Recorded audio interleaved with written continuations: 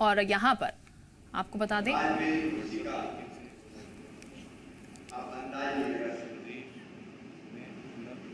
वो बेटियां जिनको 2007 में बोल रहे थे,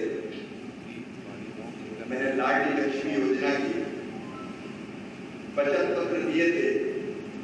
आज वो बेटियां 11वीं में पढ़ रही है, 12वीं में पढ़ रही है। सचमुच में मैं अभिभूत हूं। जिंदगी में इतनी खुशी मैंने पहले कभी नहीं देखी। आज मेरी किसी बेटी को मुस्कुरा रही है।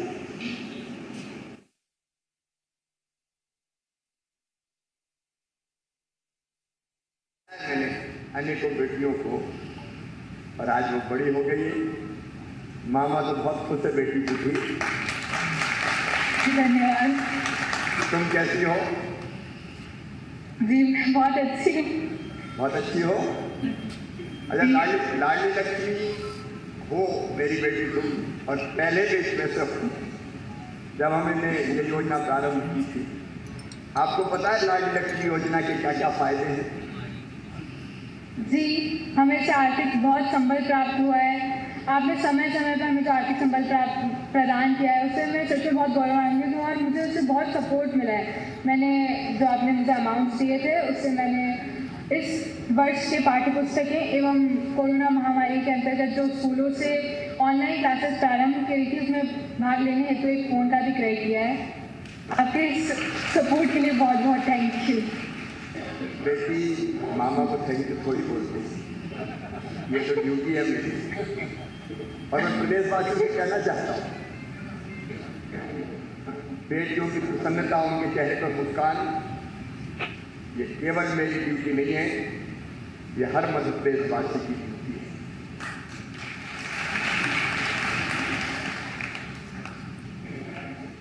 मेरे पास शब्द नहीं, आवाज उठती है। 37 लाख लाडली लक्ष्मी बेटियां। एक छोटी सी योजना का बीजारोपण हुआ था। और जब ये योजना में शुरू कर रहा था तो कितना विरोध हुआ था फाइनेंस की तरफ से। मुझे सबको ओवर रूल करते हुए रोलर चला के मैंने इस योजना को, दादागिरी से मैंने कहा था कि योजना तो चलेगी नहीं, तो मर जाएंगे, हर साल इतने पैसे लगेंगे। लेकिन सचमुच में संकल्प पूरा हो रहा है, एक सपना साकार है। बिली, मैं तुमसे पूछना चाहता हूँ, बेटी आगे क्या करने का इरादा है? क्या बनोगी पढ़ के? मामा जी इंडियन आर्मी ज्वाइन करना है। वेरी गुड, ताली बजाओ। अब आर्मी केवल बेटों के लिए नहीं, आर्मी हो, एयरफोर्स हो, नेवी हो, अंतरिक्ष की यात्रा हो, उस पर बेटों और पुरुषों का एक अधिकार नहीं है। अब बेटियां भी से अपने शौर्य का प्रदर्शन करते हुए वहां जा रही है। मैं विधि के जज्बे को प्रणाम करता हूं। एक बार ताली बजा के विधि का स्वागत करूं। अभी कौन सी क्लास में पढ़ रही हो विधि? तो 11th में। 11th में। अगला साल बड़ा महत्वपूर्ण है, 12th वाला। जी बेटी डट के मेहनत करना। जी बिल्कुल। एक बिल्कुल पर्सनल सवाल पूछ लूं? जी पूछिए। मामा जी हैं, आपका हक है। बेटी, मम्मी पापा ने बेटी होने के नाते कोई भेदभाव तो नहीं किया तुमसे? कभी नहीं, बिल्कुल नहीं।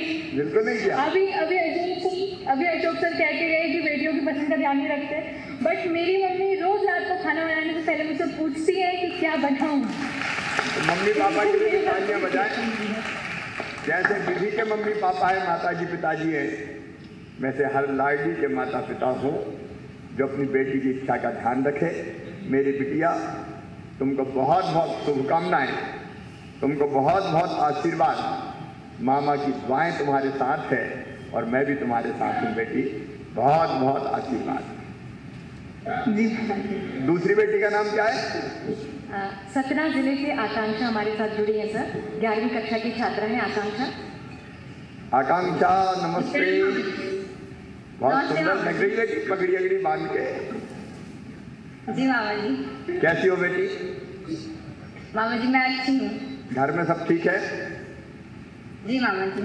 आइए, छोटी बेटी का क्या नाम है जो बगल में बैठी? क्या नाम बेटी? क्या नाम? नंदिनी। नंदिनी, तुम भी बहुत सुंदर लग रही हो बेटी। अच्छा, आकांक्षा कौन सी क्लास में पढ़ते हो? जी मामा जी 11th 11th में। आगे तो अब 12th की तैयारी कर रही हो? जी मामा जी। 11th में अभी आई या अब 11th की पढ़ाई चल रही होगी ना? 11th जी। अब कोरोना में तो स्कूल जाने मिला नहीं होगा, नहीं मामा जी। फिर पढ़ाई कैसे करी? ऑनलाइन। ऑनलाइन। तैयारी अच्छी चल रही है? क्योंकि ये एग्जाम होंगे, उसके बाद फिर 12वीं की परीक्षा होगी। 12वीं तो कैरियर में बहुत महत्वपूर्ण स्थान रखती है। अच्छा बेटी, लाडली लक्ष्मी योजना के बारे में पता है? जी मामा जी। पक्का? जी। लाडली लक्ष्मी हो, ये सोच के कैसा लगता है?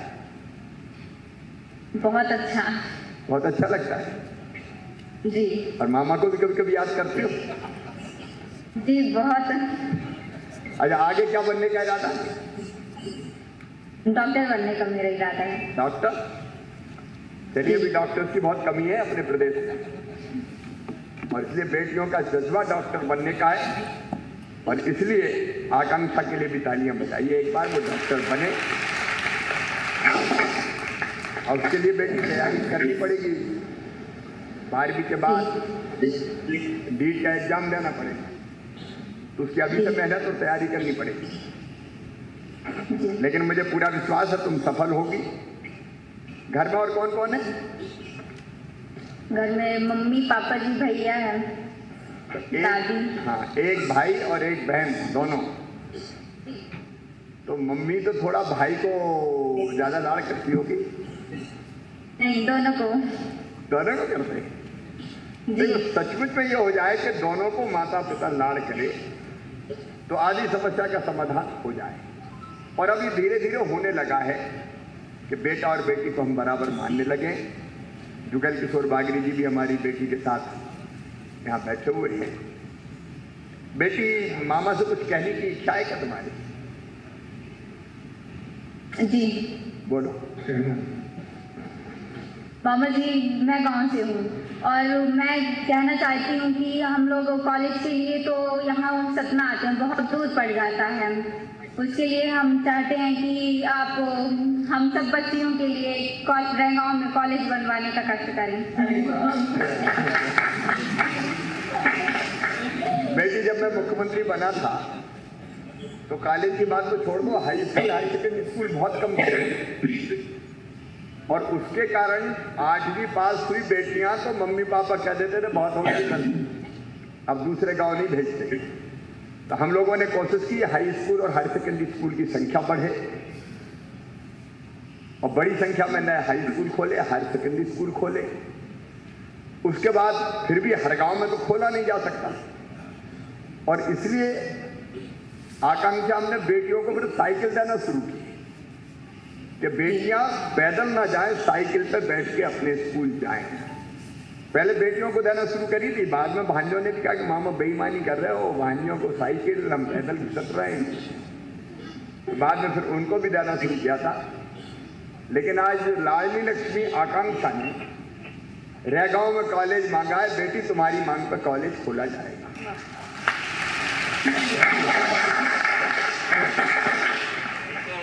और आकांक्षा, तुम भी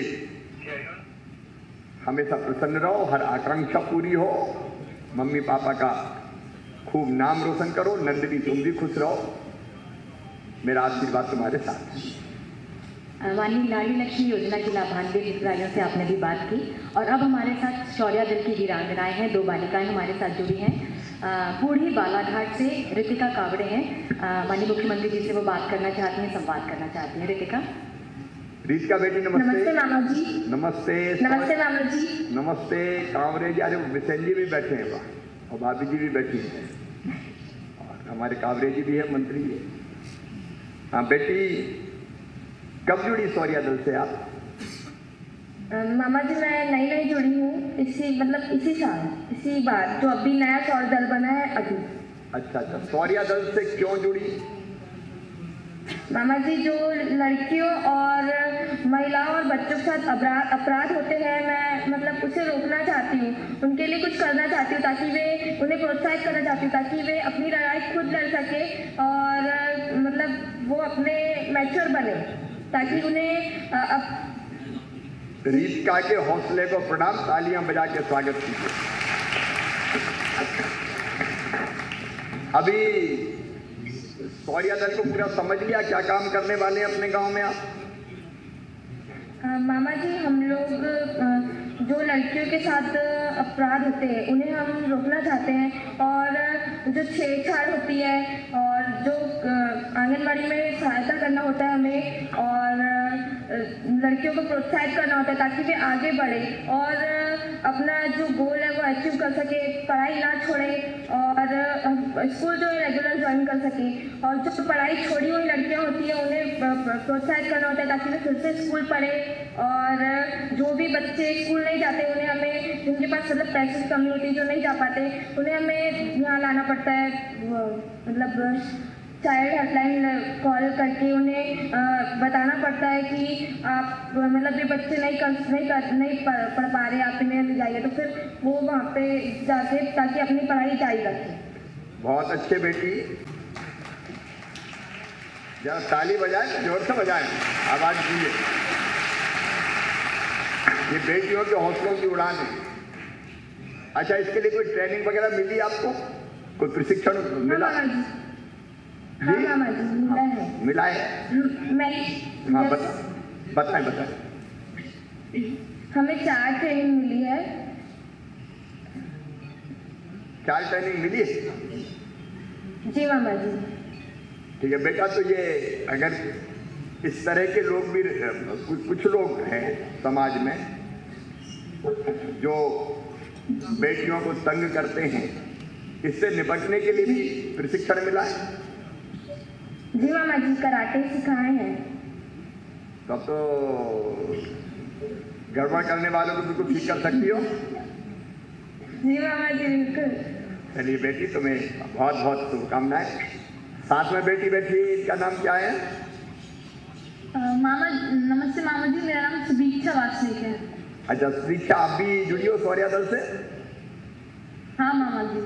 चलिए मिलके काम कीजिए। देखिए बेटियां शौर्य में किसी से कम नहीं है और आपने देखा कि जब देवता भी दैत्यों से परास्त हो जाते थे और देवताओं से पानी भरवाते थे राक्षस,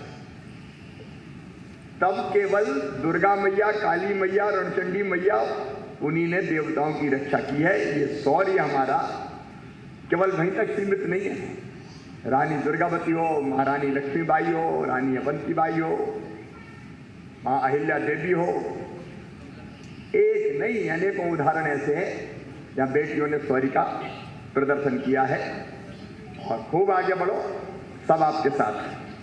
सुदीक्षा, शायद मैं गलत नहीं हूँ तो आप वही हैं जो ऑनलाइन ट्रेनिंग में आप मोटरसाइकिल चलाती हैं, आपने बताया था पुलिस वाली ऑनलाइन ट्रेनिंग में। हाँ जी।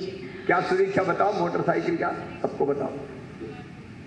मैं बाइक चलाती थी तो हमारे घर के आजू बाजू कोई रहते थे, जो भी रहते तो वो बोलते थे कि लड़कियां बाइक नहीं चलाती है, तुम बाइक क्यों चला रही हो या तुम बाइक क्यों सीख रही हो। अगर लड़के स्कूटी चलाते तो कुछ नहीं, अगर लड़की बाइक चलाएगी तो बहुत कुछ। ये बाइक पे केवल लड़कों का अधिकार नहीं है, बेटियों का भी पूरा हक है और बेटे भी स्कूटी चलाए। स्कूटी केवल बेटी के लिए होती है, बेटियां किसी से कम नहीं है। ताली बजा के सुदीक्षा का स्वागत कीजिए। माननीय मुख्यमंत्री जी की तरफ से आप सभी को बहुत बहुत शुभकामनाएं। और अब हमारे साथ वन स्टॉप सखी सेंटर की प्रशासक कृतिका व्यास जुड़ी हैं और साथ में हमारी कुछ सखियां भी जुड़ी हैं विदिशा से।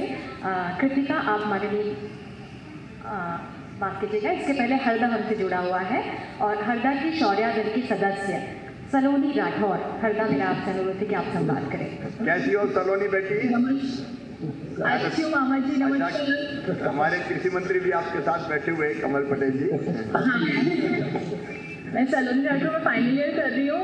मैं महिला बाल विकास सशक्ति वाहिनी की क्लास भी ले रही हूँ और मैं शोर दल की कार्य करते सेवा सखी में कार्य कर रही हूँ। मेरे साथ 960 बहनें भी कार्य कर रही हैं। कितनी? 900 और 960 कुल सारे जिले की मिलाकर 960। तालियां बजाइए शौर्या दल के। आप कब से जुड़ी हो शौर्या दल? मुझे 3 साल हो गए। पहले शोर दल में थी तो उसमें चयन होता है कि एक्टिव बालिकाएं रहता है कि उनका रेवा सखी बनी है, हमारी जो महिलाएं बालिकाएं बैठी है। और मैंने सारे शोर दल के सारे प्रशिक्षण लिए हैं, उससे मुझे बहुत कुछ प्राप्त हुआ है। और मैं बाद में जो लड़कियां अपनी छेड़छाड़ के जो रहते हैं घर पे शेयर नहीं कर पाती है, वो मुझसे शेयर करती हूँ, उनकी हेल्प करती हूँ। आंगनबाड़ी कार्यकर्ता की साइड लेके उनका कार्य करती हूँ वार्ड में। और बहुत उपयोगी काम कर रही हो। लेकिन ये प्रेरणा कहाँ से मिली शौर्या दल से जुड़ने की आपको? ये मुझे प्रशिक्षण मिला है ऑनलाइन, और मेरी मम्मी से मिली। मेरी मम्मी वर्क करती हैं, उनको देखकर मुझे गाइड मिलता है और मेरी इच्छा होती है कि मैं भी ये कार्य करूँ। अच्छा, घर में मम्मी पापा, अब आप शौर्या दल पर काम करते हो तो मना तो कभी नहीं किया कहाँ जा रही हो? नहीं, सहयोग करते हैं, मम्मा और पापा पूरा सहयोग करते हैं। अच्छा। ट्रेनिंग प्रशिक्षण काय का मिला है आपको? मुझे शोर दल रेवा सखी का मिला है, पुलिस विभाग से भी मिला है, महिला बाल विकास से भी मिला है। अच्छा, कोई गड़बड़ करे तो ठीक करने का भी मिली ना ट्रेनिंग? हाँ, जूडो सबका मिला है। साथ में मेरी एक बालिका है, अंतर्राष्ट्रीय जो सिलेक्शन हुआ है उसका। बेटी कौन का हुआ अंतर्राष्ट्रीय उसमें सिलेक्शन? मना मंडलेकर। क्या नाम है बेटी? मामा जी मना मंडलेकर। आपने मेरे लिए ट्वीट भी किया था, मैं इंटरनेशनल गोल्ड मेडल जीत के आई हूँ तब। अरे ताली बजाओ, गोल्ड मेडल जीती। और अभी मैं हरदा जिले में पूरी शौर्य दल की जो महिलाएं और बालिकाएं हैं और जो रेवा सखी है उनको मैं कराटे जूडो का प्रशिक्षण देती हूँ। और साथ ही मध्य प्रदेश के 8 जिलों में हम लोग कराटे का प्रशिक्षण देते हैं। बहुत अच्छे कराटे और जूडो का प्रशिक्षण दे रही है बेटियां।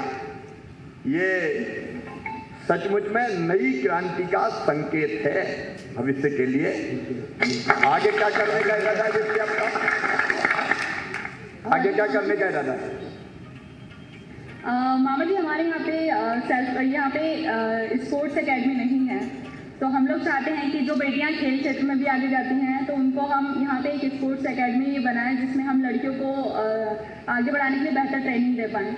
और जैसे हमारे यहाँ पे महिलाएं बहुत एक्टिव तो है, लेकिन उनको बताना पड़ता है कि वो एक्टिव है, तो वो हम लोग यहाँ पे उनका कॉन्फिडेंस बिल्ड करने के लिए पूरी तैयारियां करवा रहे हैं। जो महिलाएं हैं, जो बालिकाएं हैं, जो आगे बढ़ना चाहती हैं, हम उनको मोटिवेट करते हैं, सेल्फ डिफेंस का ट्रेनिंग देते हैं। क्योंकि मेन इंपॉर्टेंट होता है, उनके पास पावर तो होता है लेकिन वो बोल नहीं पाती है, वो लड़ नहीं पाती है।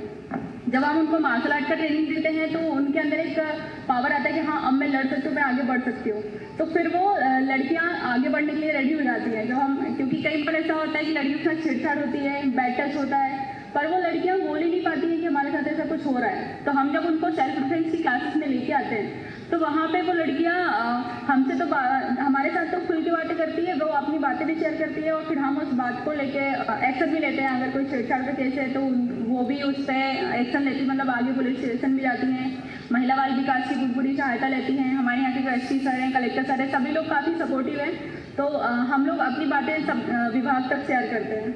बहुत अच्छे, स्वागत करें बेटी का। और मैं एक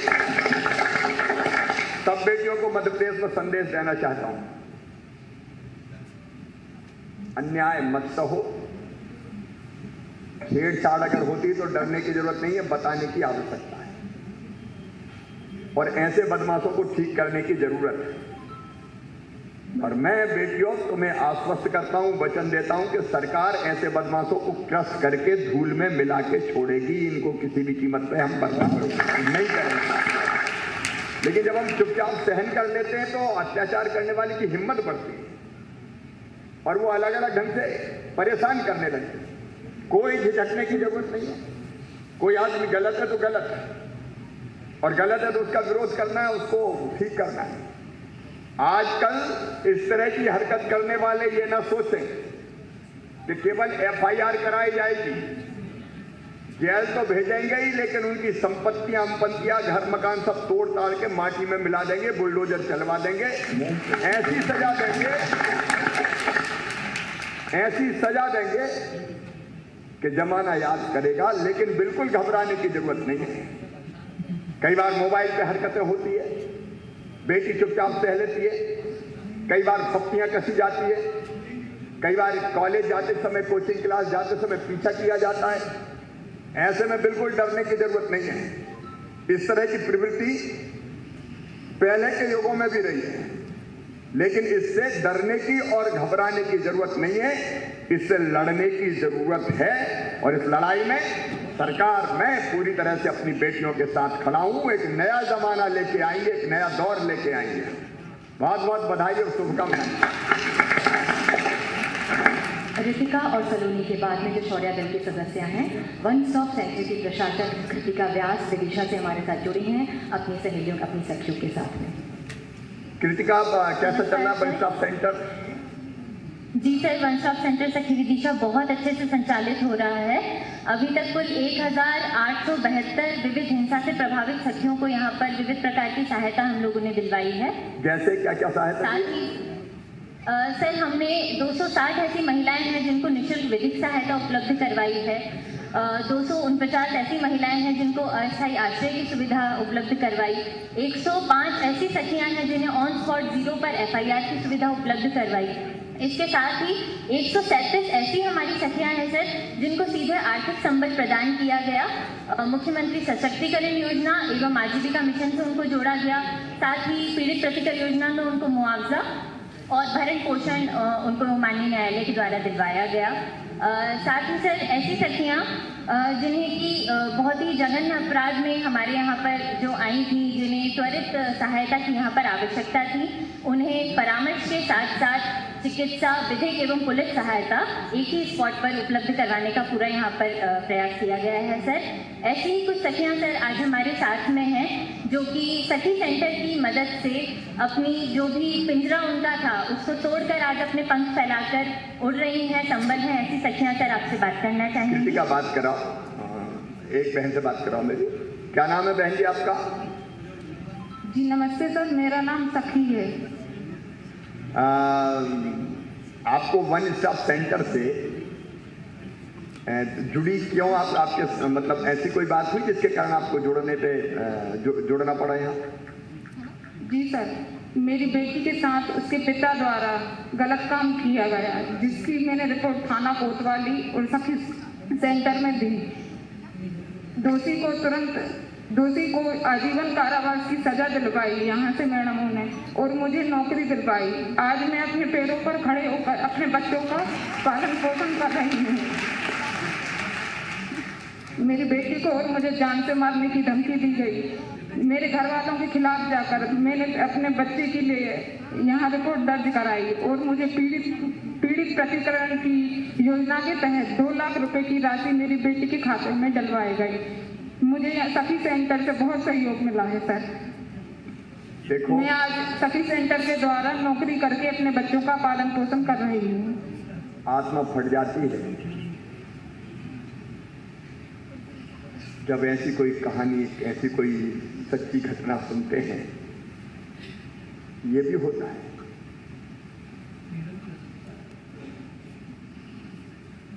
हे भगवान, लेकिन इस बहन के जज्बे को मैं दाद देता हूँ, प्रणाम करता हूँ, जिसने हिम्मत के साथ इस अन्याय का विरोध करके, और चाहे वो कोई भी हो अन्याय करने वाला, उसको जेल की सलाखों के पीछे पहुंचा के उसको आजीवन कारावास की सजा दिलवाई। बेटी, हौसला मत तोड़ना, हिम्मत मत हारना।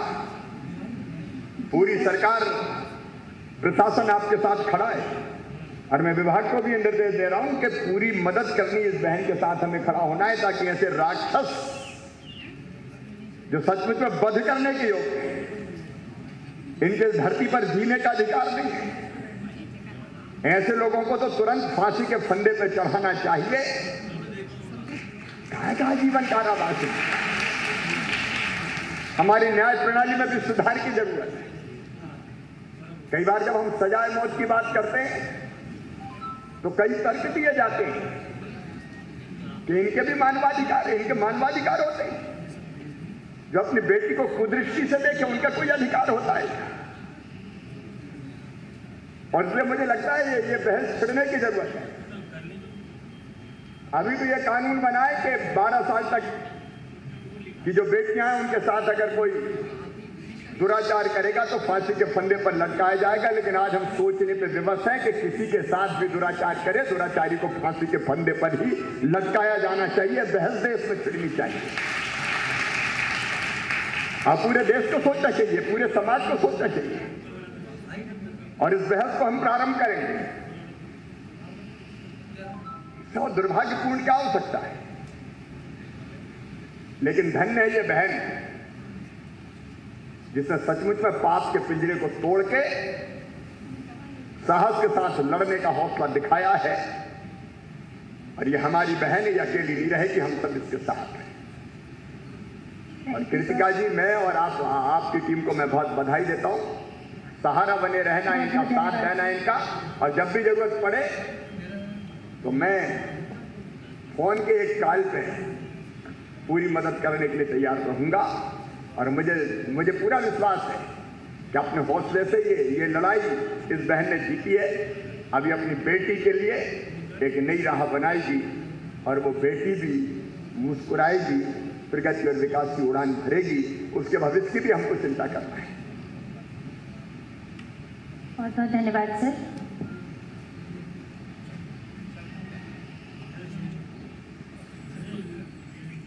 आज मेरे साथ यहाँ उपस्थित हमारे स्वास्थ्य मंत्री डॉक्टर प्रभुराम चौधरी जी, श्री अशोक शाह जी, बहन रश्मि जी, बेटी स्वाति जी, यहाँ उपस्थित और पूरे प्रदेश में सुन रहे, चाहे वो आंगनबाड़ियों में हो, शौर्या दल के सदस्य हो, सेल्फ हेल्प ग्रुप हो, एनजीओज हो,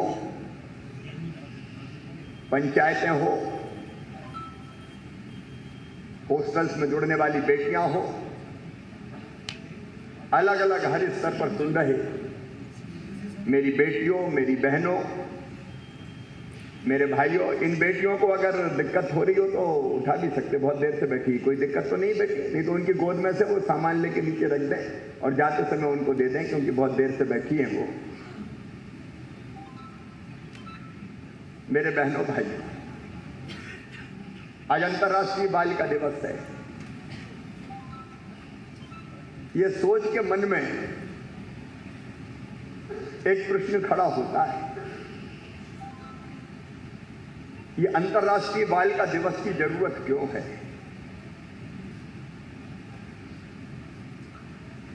क्या हर दिन बेटियों का नहीं होना चाहिए? क्या हर दिन बेटियों को नहीं मुस्कुराना चाहिए? क्या हर पल उनका नहीं होना चाहिए? ये अंतर्राष्ट्रीय बालिका दिवस का ही मतलब है कि बेटियों के साथ सब कुछ ठीक नहीं है। अभी हमने नृत्य नाटिका देखी, बाल भवन की मेरी बेटियों ने प्रस्तुत की। इन बेटियों को देखो, ये परियों की तरह, इनका भोलापन, इनकी मासूमियत। अभी हमने क्षमताएं देखी नृत्य नाटिका में। ये बेटियां हैं हमारी,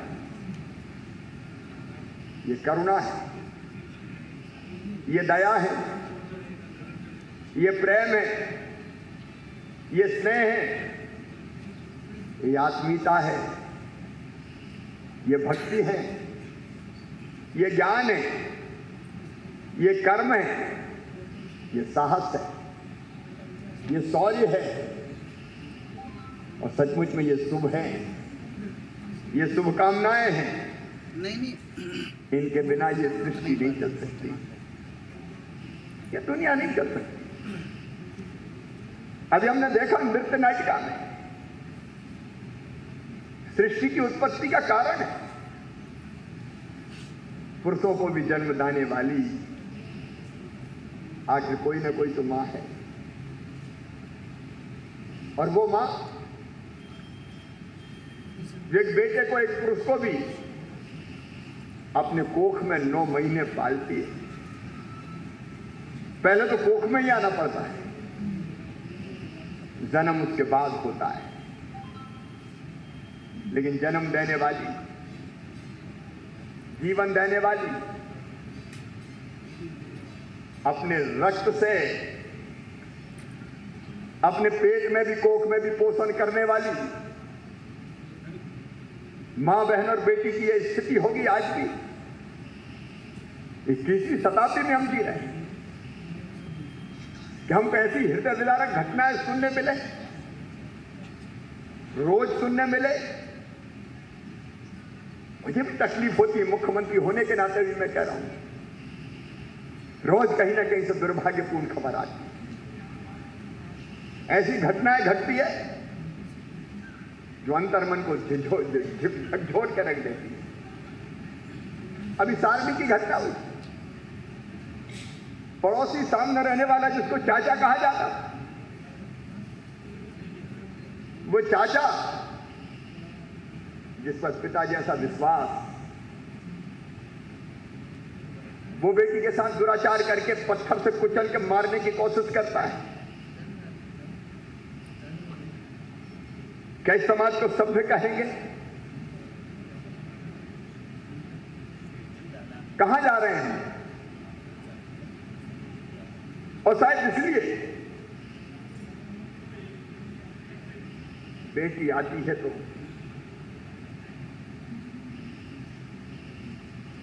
कई सवाल खड़े हो जाते हैं मन में,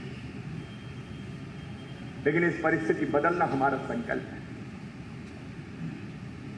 मेरे प्रिय बहनों और भाइयों, मैं अपनी बेटियों से भी कहना चाहता हूं, आज नहीं अनादिकाल से एक दृश्य यह है, लेकिन दूसरा दृश्य कि बेटियों को जो सम्मान का स्थान प्राप्त है भारत की संस्कृति में,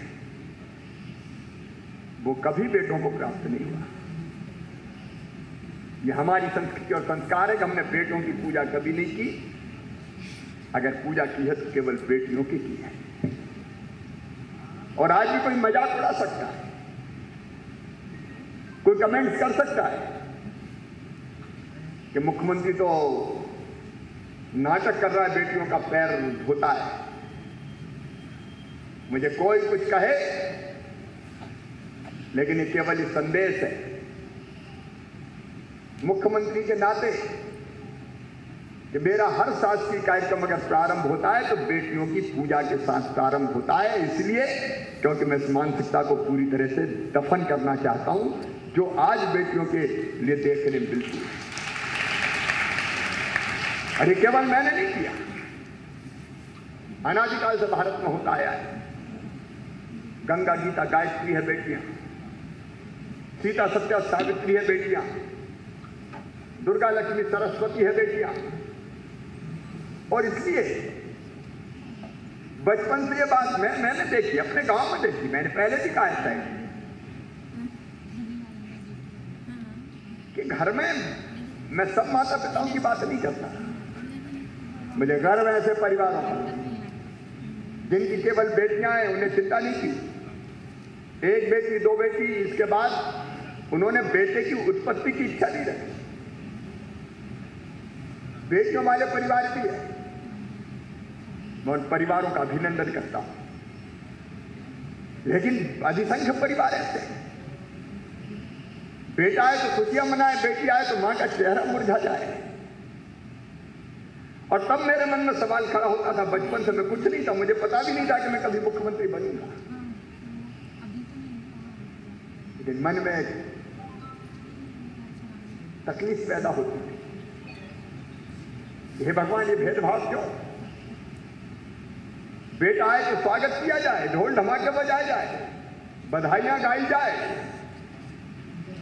मायके वाले भी मिठाई लेके आ जाए, और बेटी आ जाए तो मां का चेहरा उतर जाए। और उसी दर्द ने पैदा की थी लाडली लक्ष्मी योजना। मैं एक जगह एक सामाजिक कार्यक्रम में बोल रहा था, मैं छोटा था, कुछ नहीं था उस समय। जौनतला करके एक गांव था, सामूहिक विवाह का कार्यक्रम हो रहा था। माताएं बहनें कुछ लोग बैठे हुए थे, सामूहिक विवाह था, अतिथि के आने में देर थी तो मुझे कहा कि इस लड़के को बुलवा दो।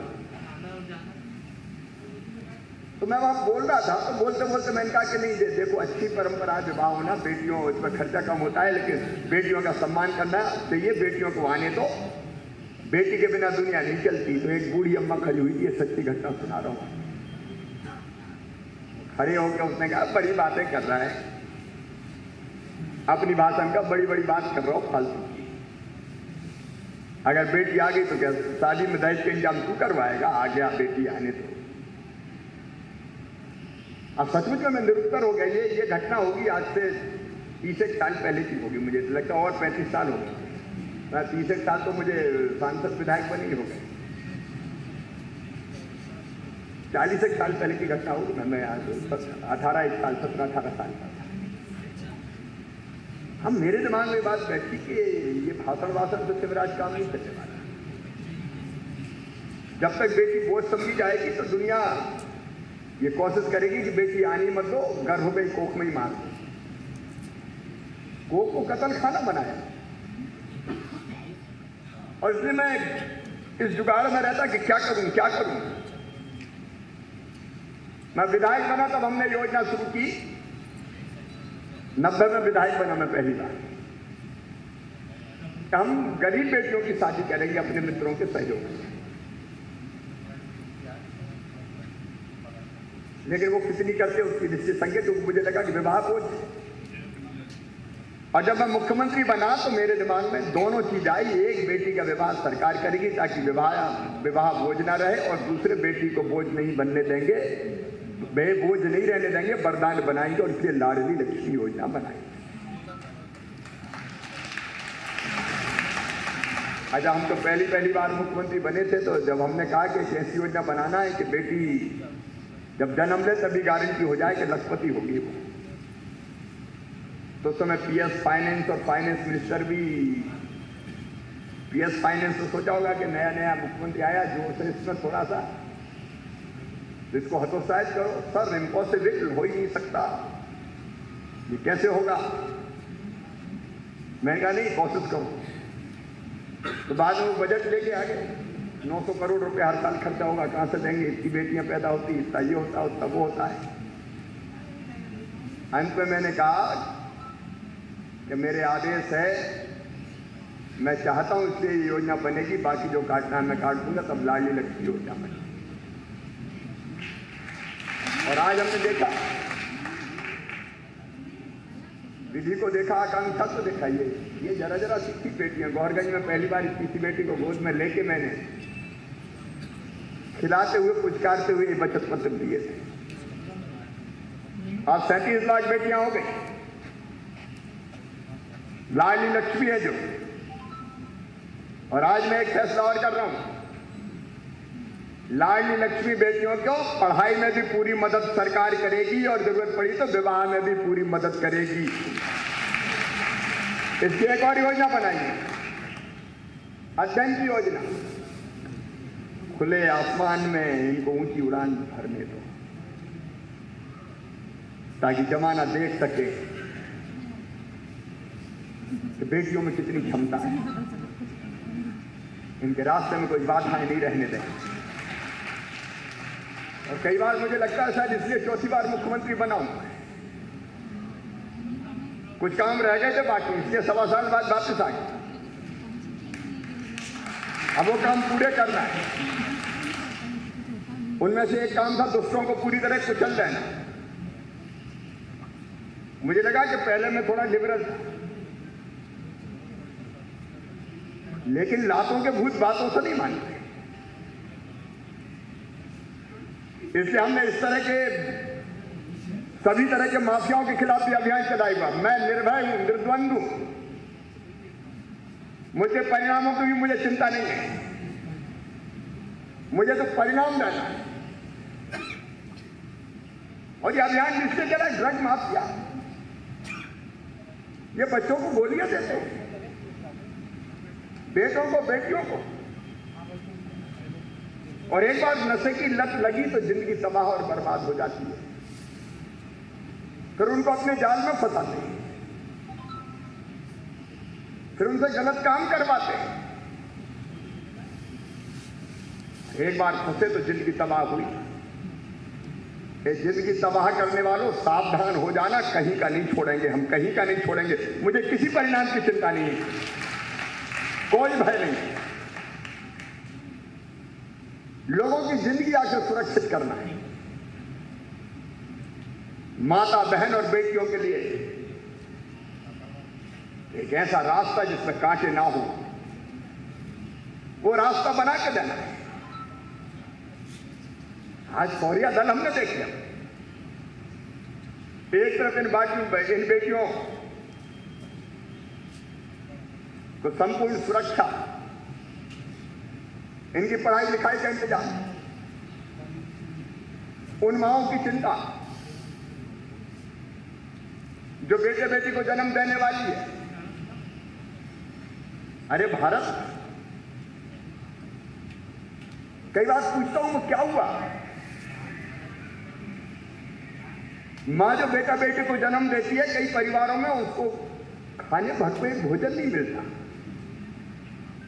पुरुष भरपेट खाए, पकवान और व्यंजन उड़ाए, और कई बार समर्थ होते हुए भी बचा खुचा बहन को खाने दिया जाए। एनीमिया की शिकार, फिर बेटा बेटी भी आएगा तो कुपोषण का शिकार होगा। इसे पोषण आहार की जरूरत है। और इसलिए हमने तय किया बेटा बेटी को जन्म देने के पहले 4,000 रुपया देंगे। ये कोई खैरात नहीं है। यह आने वाला बच्चा भी स्वस्थ पैदा हो, इसका प्रयास है। इसका भी बहुत विरोध हुआ, कहां से देंगे इतना पैसा। प्रधानमंत्री मातृ वंदना योजना से जोड़ के हम ये योजना चला रहे हैं। ये संबल का अंग था जो बीच में ठंडे बस्ते में पटक दी गई थी। मैं पूरी ताकत से इसको फिर चालू करूंगा। जन्म देने के पहले 4,000, जन्म देने के बाद 12,000 गरीब बहना को, ताकि जन्म देने के बाद वो भी पोषण आहार ले सके और बच्चे को भी कुछ खिलाने के लिए उसके पास हो। कोख में आने से लेकर चिंता शुरू करना है, मृत्यु के बाद तक, क्योंकि जैसी परिस्थितियां आए वैसी परिस्थिति में नारी जो प्रकृति है, जिससे जगत उत्पन्न हुआ है, उत्पत्ति है, उसकी संपूर्ण सुरक्षा की। और इसलिए फिर लाडली लक्ष्मी हो जाए, इसलिए किताबें, इसलिए साइकिलें, इसलिए गांव की बेटी योजना, पढ़ाई के लिए अन्य व्यवस्थाएं, इसलिए प्रतिभाकरण योजना, इसलिए कन्या विवाह योजना, इसलिए शौर्य दल, इसलिए उदिता योजना। एक एक योजना बनी तो इसी बात को ध्यान में रखते हुए बनी मेरी बहनों, कि बहनों की और बेटियों की जिंदगी को सुरक्षित करना है। महिला सेल्फ हेल्प का सशक्तिकरण क्या है? इसलिए मेरी बहनों को मैं चाहता हूं कि मेरी बहनें आर्थिक रूप से सशक्त हो। क्यों पुरुष हक जमाए? क्यों केवल बर्तन मांजने वाली और झाड़ू पोछा लगाने वाली बने? क्यों नारी केवल दासी के रूप में रहे? क्यों परिवार के पति की आज्ञा का बोझ ढोए? पति हो तो पत्नी का भी बराबर का अधिकार है। क्यों स्त्री और पुरुष में समानता नहीं होना चाहिए? कब होगा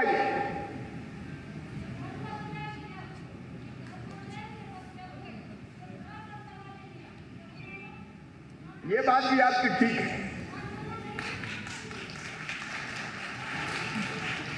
और इसलिए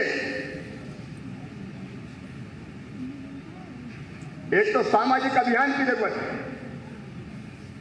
और एक आर्थिक रूप से महिला सशक्त हो, इसकी आवश्यकता है। इसलिए आर्थिक सशक्तिकरण के लिए महिला सेल्फ हेल्प ग्रुप, उनके उत्पाद की पैकेजिंग, ब्रांडिंग,